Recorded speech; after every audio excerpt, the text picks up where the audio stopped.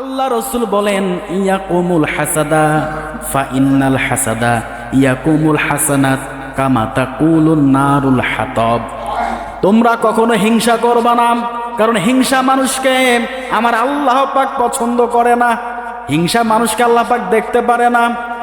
আর যারা হিংসা করবে তাদের কয়েকটা ক্ষতি দুনিয়ার জমিনেই হয়ে যাবে। এক নাম্বার ক্ষতি, তাদের জীবনের কোনো আমল আর জেন্দা থাকবে না, সবগুলো পুড়ে ছাই করে দেবে কে? সবগুলো আমল পুড়ে ছাই করে দেবে।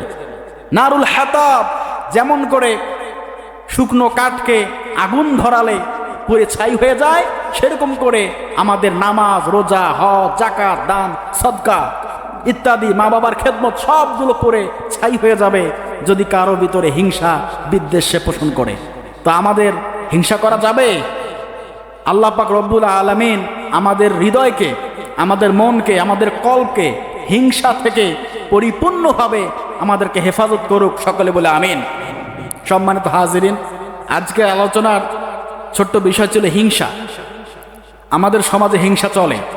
হিংসা চলে কি চলে না? এক ভাই আর এক ভাইয়ের সাথে হিংসা করে, এক প্রতিবেশী আর এক প্রতিবেশীর সঙ্গে হিংসা করে।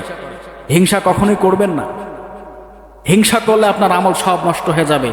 এই হিংসা থেকে ফিরে আসার দরকার আছে না নাই? সব সময় মানুষের ভালো কামনা করবেন। একজন মুসলমানের উপর অপর মুসলমানের হক কমপক্ষে 6 থেকে 7টা।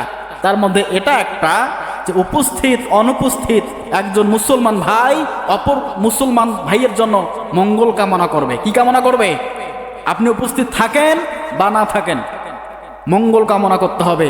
অমুক ভাইকে আল্লাহ তুমি সুস্থতা দান করে দিও, অমুক ভাইয়ের আপনি ভালো করেন, তাকে আপনি হেফাজত করেন।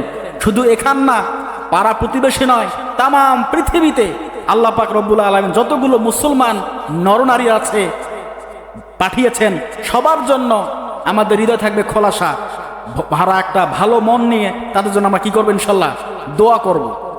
এরকম হৃদয়ের মানুষ যদি আমরা হতে না পারি, তাহলে বুঝে নেবেন আপনার আর আমার ভিতরে এখনো হিংসা আছে।